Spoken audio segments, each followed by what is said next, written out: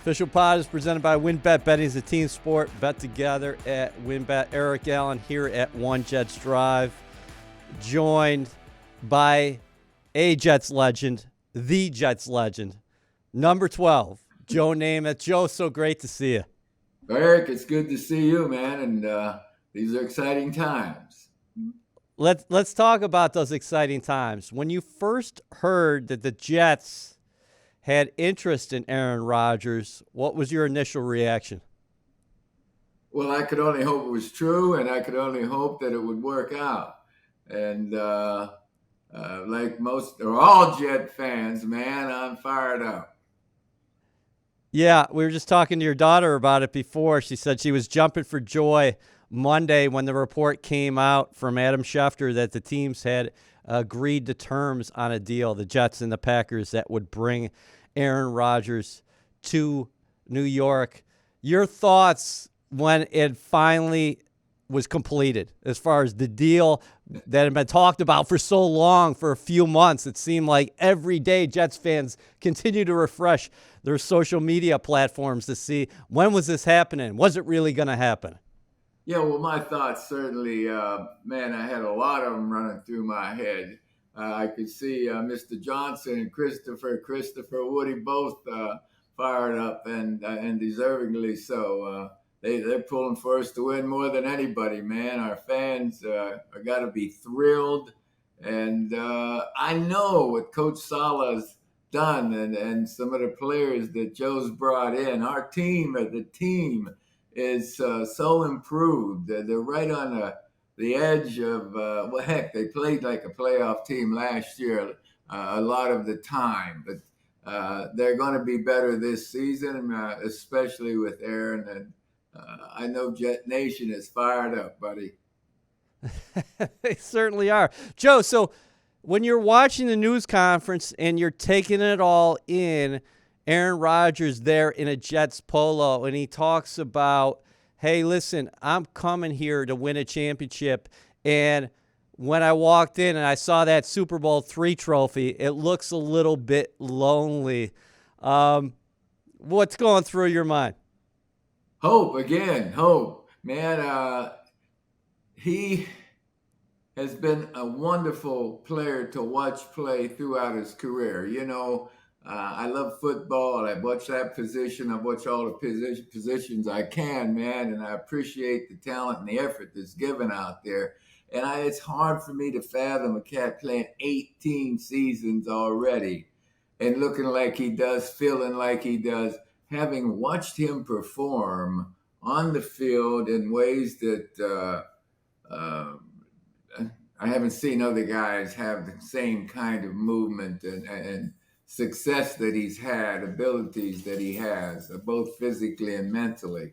It's He's going to lift the players. They know that they have the opportunity to do something big here, and the goal has been for a long time to bring another one of those trophies back to New York, New Jersey, man, a championship. Making the playoffs, that would be the first step. Hey, the first step is opening day, or opening day of training camp. They got to get ready, and they will be. The way, again, that Coach Salah and that staff has got these guys going, it's the right direction. What changes in that locker room when a guy like Rodgers walks in? Here it is, the day after, not even 24 hours removed from that news conference. I'll tell you right now, Rodgers was out on the field throwing with the guys today here as far as the workouts are concerned. But what changes? Because Joe Douglas has talked about a standard that Aaron is going to demand of himself and, of course, those guys in the room. Yeah, well, a guy comes in with reputation. I mean, the ball players, they follow the sport, whether it's from high school, collegiately on. And when a guy comes in with a positive reputation, the first one jumps into my head was John Riggins. When he hit our locker room, man, we knew we had something special there. We saw him before. Now, we didn't win a championship, but when you see a player like that, someone that is just absolutely beyond normal, man. You know, someone that you know is capable of doing a lot of things out there. And in Aaron's case, certainly has accomplished a lot of things. Gives you a little more pep in your step, maybe. You know, you bounce it in there a little bit more. You're a little more fired up, ready to go practice. I know the game's changed over the past few decades, but you talked about what Aaron brings to the field physically. As a man who played that position, who was the original gunslinger, what sets him apart, even now at 39, in terms of what he brings to the game physically? Well, I've watched a lot of football that Aaron has played, and I marvel at him. Even last season, I marveled at him.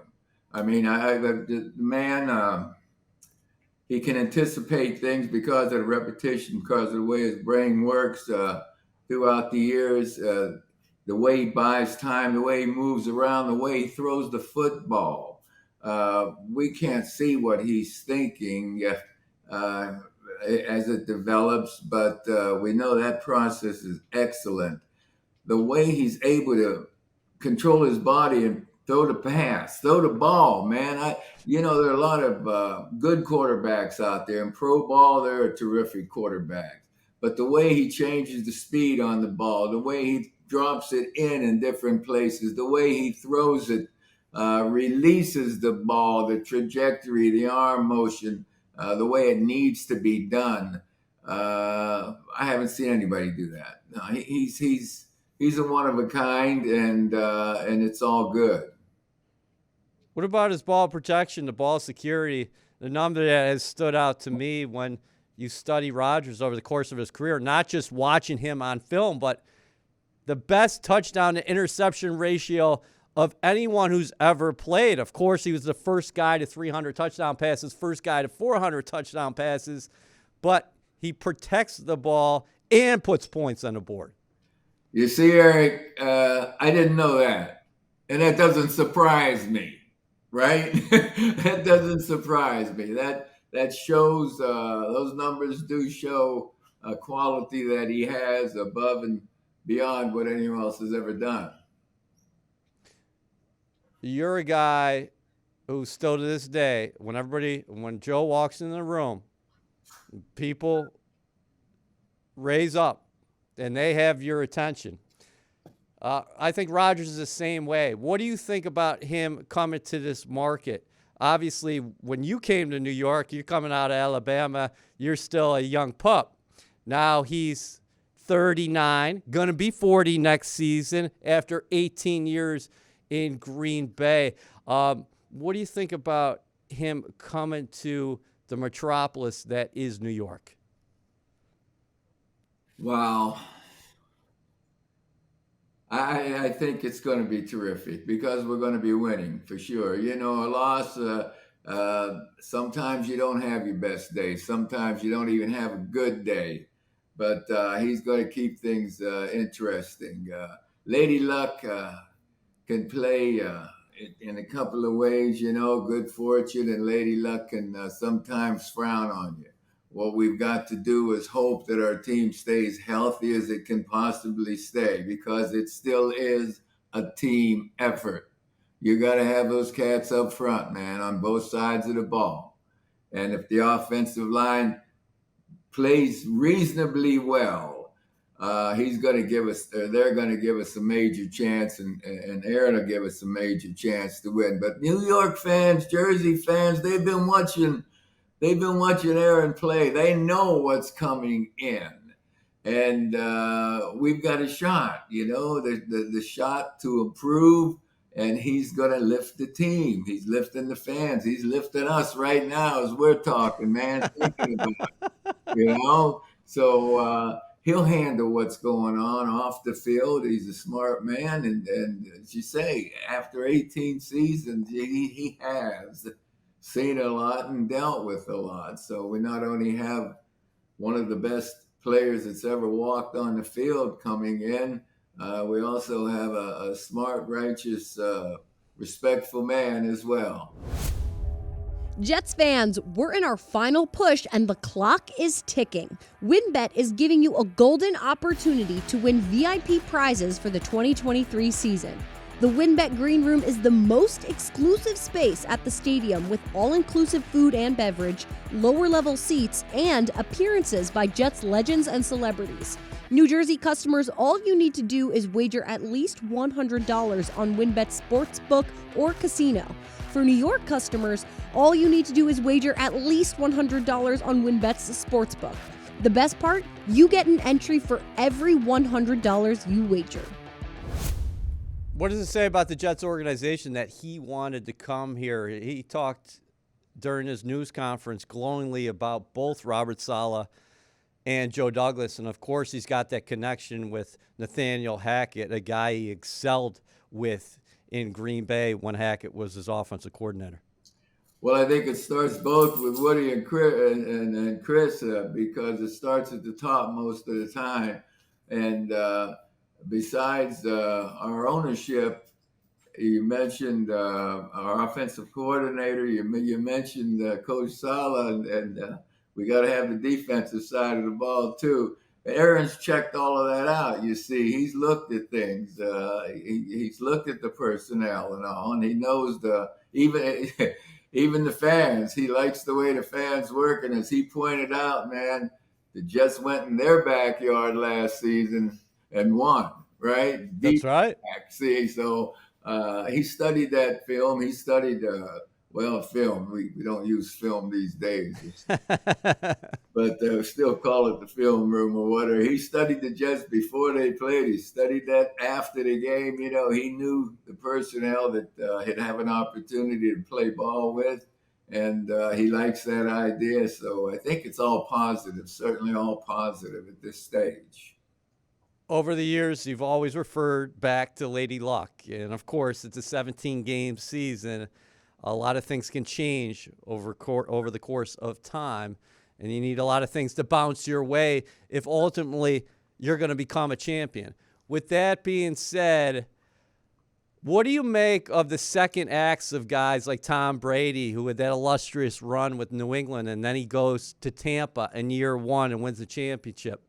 Peyton Manning at the end of his career after a marvelous run with the Colts. He goes to Denver, wins the championship.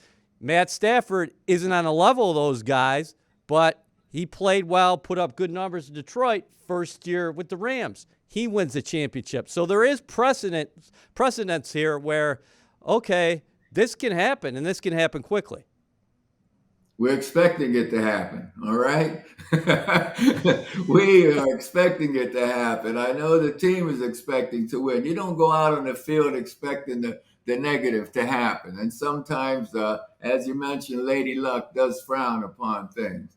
And it has a role in the outcome of a game. But we're expecting to improve over last season. The Jets are they have been expecting to improve over last season during this offseason. Those guys have been out there working. They've been at home working. They're looking forward to this season with so much enthusiasm. It's wonderful. Now they're going to work together and go out there and have to show it. It obviously can be done. You mentioned Tom Brady and then a bunch of other guys. Compared to the Tom Brady and Aaron Rodgers, man, it's a long list of pretty good players, but not of their quality. Not of their quality. No, there's only those two guys in my eye right now that we're talking about. And Aaron can do what Tom did with Tampa Bay. Let's talk about the number choice. Aaron Rodgers goes back to number 8. The number he wore in college. Now, you are such a humble guy, and early on, months ago, even before this was anywhere near a conclusion, you said, hey, listen, if Rodgers came here, he could take my number.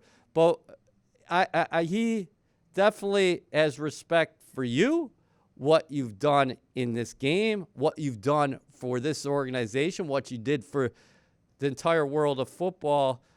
Your reaction to him electing to go to number 8? We athletes, we're a little quirky sometimes. We hate to change things. Uh, Personally, I always lace my shoes right over left. The one game I didn't, I tore knee ligaments, and that's a fact.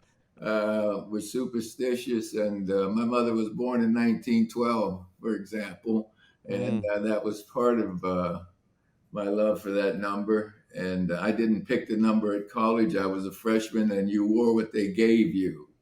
And that number brought me luck, and I associated it again with my mother's birth year.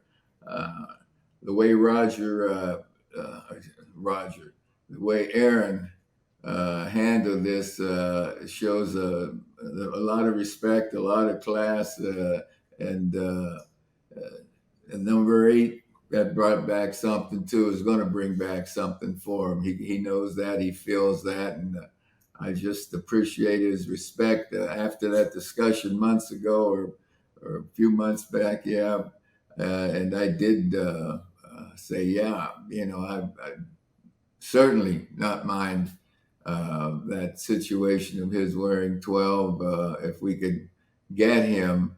It did upset some of our Jet fans, some of my family, maybe. Yeah, some of my family as well. But we want to win. The fans, the team, the Johnsons. It's been a long time. We want to win, and I would do. That's one of the things that, yeah, if I could help out in any way, I wanted to, and it just shows the kind of respect Aaron has, I think, for the history of the game and the history of the Jets, and uh, I thank him, and I'm pulling for number 8. I promise you. well, we can safely say that nobody's ever going to wear 12 again here at the New York Jets. And Rodgers is surefire Hall of Famer comes in, and he's happy to wear number 8. Uh, when you were watching him yesterday, did you sense the excitement? He's called it a surreal day, which it's got to be. After 18 years in Green Bay, you come here, you're walking in a building for the first time, you're looking out. It's got to be completely surreal, but also there's a calm, there's a confidence about him, but also you felt a fire there. Yeah, yeah. You say fire? Yeah, yeah, oh yeah, he's bringing some heat. He's bringing the energy, man. Of course. Uh, transitions you make in sports as players. I did the one in professional football, and it was awkward for me being away from the place, the home that I had for the 12 seasons there, and going somewhere just for the one season. It was awkward. But again, we're talking about a man that's been around in the big leagues doing special work for 18, behind him 18 seasons, 19 getting ready for his first season. This is the 20th when you look at the kind of preparation going into professional sport. And I, I could ramble on, but look, the Jet fans know, the players on the team know what is now in the locker room, who is now in the locker room. And man, it's exciting. It's all positive, and it's going to bring every player up another level, another level. So we just can't wait to get started. Are you excited to come up, not only just watch Aaron play and communicate with his teammates and everybody in the building, but to have those first conversations with him? Because I think fans should know this by now, that you're not a stranger up here. You make your way up back to the family a lot while you're not down there with your family in Florida. You come back up here oftentimes during the season and even the summer. Well, it is like home, there's a part of me, a major part of me that still hangs out in that area. You might not see me there all the time, but my spirits with New York and New Jersey and the fans of the Jets and every part of that organization. It meant the world to me when I was there, and it still does. Whenever we play a game, man, we're watching and feeling it, and it's been feeling rough, but we've never wandered from our basic uh, loyalty to the green and white and to the Jets. Joe, how much would it mean to you for Rodgers to lead this team to a championship? To you personally? To you personally? To me personally, I'd be happy for everybody. I'd be happy for the Jets, the fans. Again, it's not about me personally. It makes me feel good. I want to see victories. When you feel good about people, whether you love people, whether you like people, whether you want to see them succeed, you feel good about it. It lifts your day. You get up in the morning with more bounce. You're out going around, throughout a week. When the Jets win, it's enough. As a fan, that's all right. Oh, we lost. All right. Yeah, we're spending days and days and days hoping for a win, because a win really does a lot for your physiology, your mental state, and all. And to win a championship, it's a peak that you don't get to experience many times in life. There are some special folks that have won several championships, and bless them, man. But they know that it came from everybody in that unit. You don't do it by yourself. You don't do it on your own. Even boxers, they have a team around them. And you share it, and you share it for a lifetime. Speaking of Jets family, I'd be remiss if I didn't ask you about Joe Klecko and Darrelle Revis, and what's on the horizon for both of those guys. Going to be inducted into the Pro Football Hall of Fame. Joe, I'm feeling like this is going to be the year of the Jets. That's terrific. You mentioned the two guys. Come on, man, Darrelle and Joe.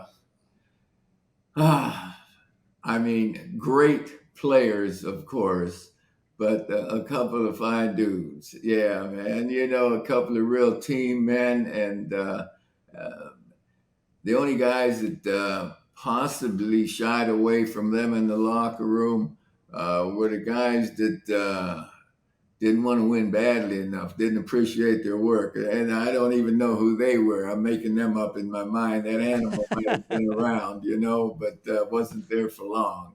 But Darrelle and I just loved the nickname too. You throw out at that corner, Revis Island,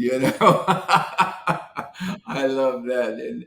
And Joe, he was wonderful. 3 different positions. You put him wherever, and he's a Hall of Famer. We love him. Yeah, both those guys tremendously unique in their own right. They're going to take part in those ceremonies. The Jets are actually playing in a Hall of Fame game against the Cleveland Browns. It's going to be a fascinating year, and they just acquired a future Hall of Famer in Aaron Rodgers. As far as putting that gold jacket on Friday night before the ceremony on Saturday, what's that experience going to be like for Klecko and Revis? That Friday night when you get that gold jacket, you put it on, and you guys are all in the audience. Yeah. It's almost surreal, and even though you're there, you get a lot of thoughts back to boyhood.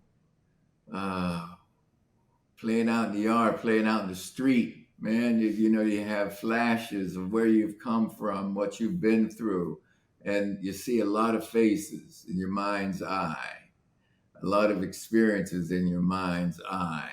And the reality of it is you didn't get there at that level on your own. You owe it to a lot of people, and you respect those memories, the different coaches you had on different levels, along with the teammates, the family who took you to practice that day, who told you, who fed you, your mom, your dad, so many things are coming into the mind, and they're all good.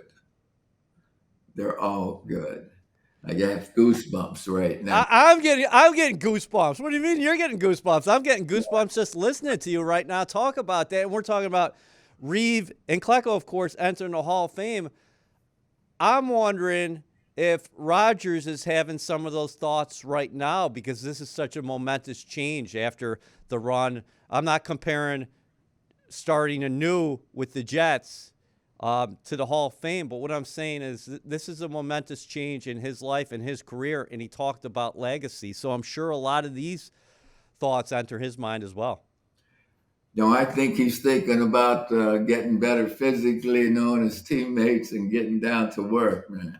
I think he's looking so much forward to going in that locker room, whatever he has to do in the training room, if anything, and then working with the guys. That's where his focus is now. Straight ahead. Straight ahead. The new number 8 of the New York Jets, Aaron Rodgers. The great number 12, Joe Namath. Do you have a final message you want to give the Jets fans here? Yeah, man. Jets, Jets, Jets, Jets. Keep up the faith. I know you have for decades long, and the playoffs themselves, just getting to the playoffs. Our first goal is to start out with the enthusiasm and to take one game at a time. That's the story. One play at a time for the players. They know that. And fans, you know, those guys that on that field, they're going to be trying as hard as they possibly can to bring you victory. And I'm talking about Saleh too, and the coaches, and Chris and Woody. Man, I hope you do it. Great seeing you, Joe. Thank you, Eric. It's always a treat, buddy.